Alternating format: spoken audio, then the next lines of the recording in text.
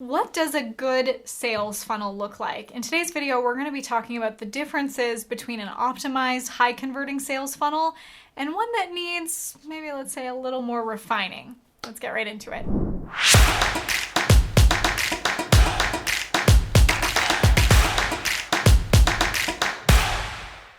As we dive into what a good sales funnel looks like, I want to explain to you the three most important pieces of your funnel. Then I want to tell you the three common objections that you have to overcome for your audience to want to buy. And then I'm going to give you a checklist of all the elements that you need to make sure that your funnel is proven and ready to convert. Let's first talk about the three most important pieces of your funnel. The first piece is your headline. Your headline is your unique selling proposition, the promise that you're making to your audience. It's usually as an opportunity switch or a new opportunity, something that's very exciting for your audience to be able to have access to. It's not just an improvement offer, it's captivating, it's proprietary, and it's something that they're going to be super intrigued by. What I hope for you is that you create a headline that really positions you as the undeniable leader in your field by maybe showing them a unique mechanism that other people aren't creating, other people haven't even thought of. So let me give you an example. I have a client that he went from mindset coaching to, instead of calling it mindset coaching, he created his own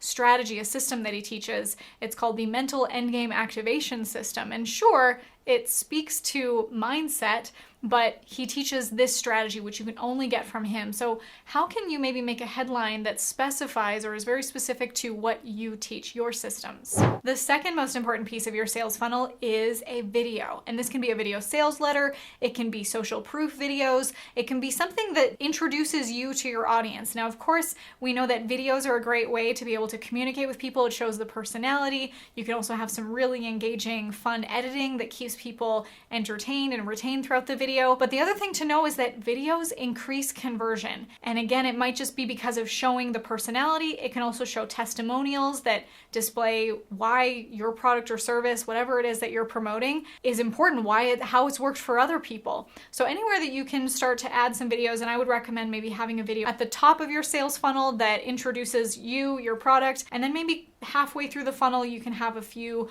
testimonial videos, or maybe you have a sizzle reel showing the best parts about you and your offer. And the third most important piece of your funnel is a simple opt-in or order form. If your audience is coming to this funnel, you need to give them an action to take. It's not just a billboard. Your sales funnel needs to convert. So whether they're coming in to opt-in, it just should be very simple. Here's the form, put in your name, put in your email address, or if it's an order form, if they're purchasing something, make it very simple. If your audience feels overwhelmed, that's one of the biggest objections, that they can just feel like, I didn't understand this was confusing. You can imagine might make them feel like they wouldn't trust the next step of working together. If the order form was complicated enough, would the rest of the fulfillment be complicated? So anything you can do to just simplify it, give them broken down steps, step 1, step 2, step 3, so that they can move through the funnel with ease. Before we move on to the three most common objections you'll have to overcome for your audience, go ahead and hit that red subscribe button under there so that you can be subscribed to the channel, be notified every time I put out a new video. Now here's the three objections that you have to overcome for your audience to be able to buy. And when someone comes to any sales funnel, they're gonna have objections. They're gonna have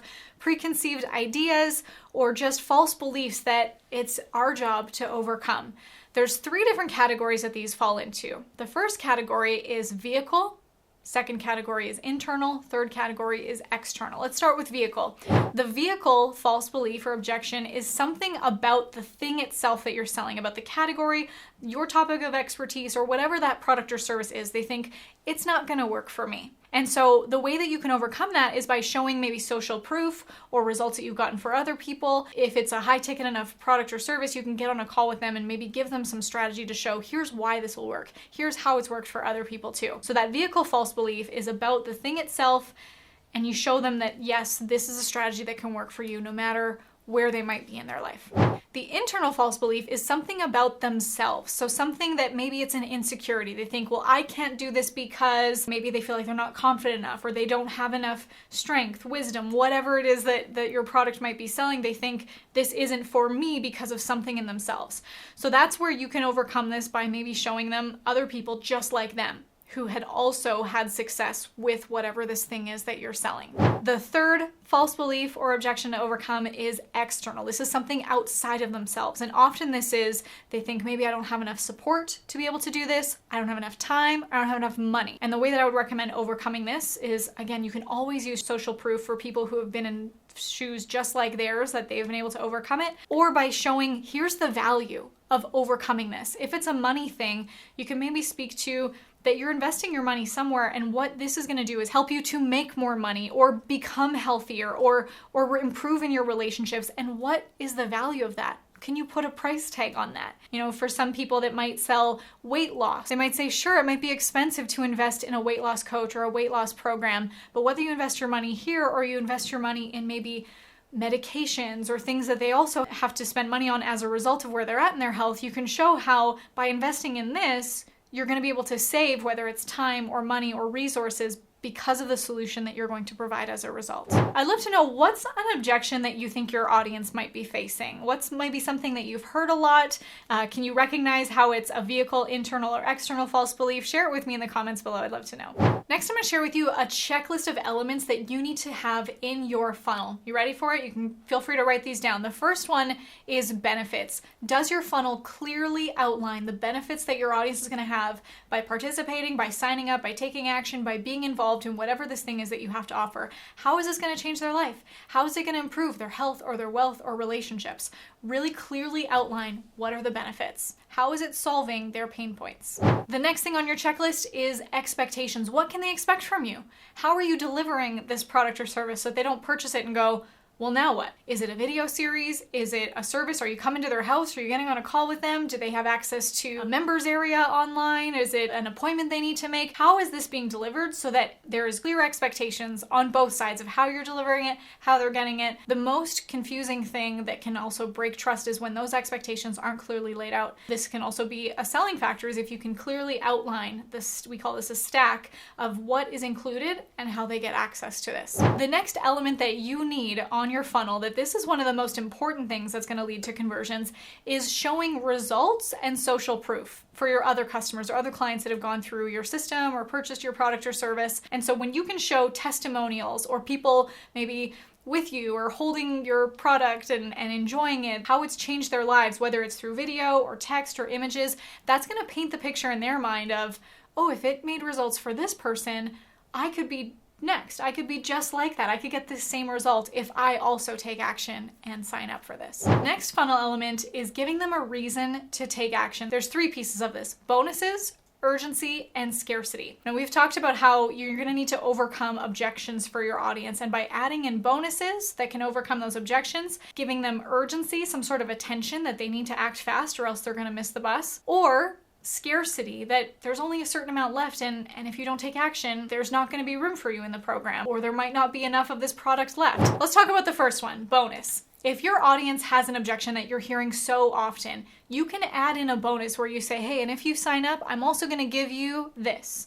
And it might be something that maybe it helps one of their objections. Maybe if it's a money thing, you're saying, hey, well, I'm going to give you more of this and for this price. Or it's if you sign up before this date, maybe you give them a fast action discount. Maybe it's by adding more value to it. Hey, if you sign up by this time, I'm also going to give you an extra or double, or I'm going to give you access to this as well. Something that's going to make them act fast. The next element is urgency. And when your audience feels urgency, they have this tension, like they have to take an action. They're either in or they're out. And so an example of this could be if you say, hey, the door is closing Friday at midnight. And if they don't sign up by that Friday at midnight, they're going to miss this opportunity. So give them that window where they know, I only have so much time to take action. If you don't have urgency, they could think, I'll get to it later. They might think they might really have good intentions to get to it later, but then other distractions come up, or a different offer that has more bonuses, urgency, and scarcity is going to capture their attention instead. And lastly, let's talk about scarcity. And this is where maybe there's only a few of this product left, or you only have 5 spots left for your service, and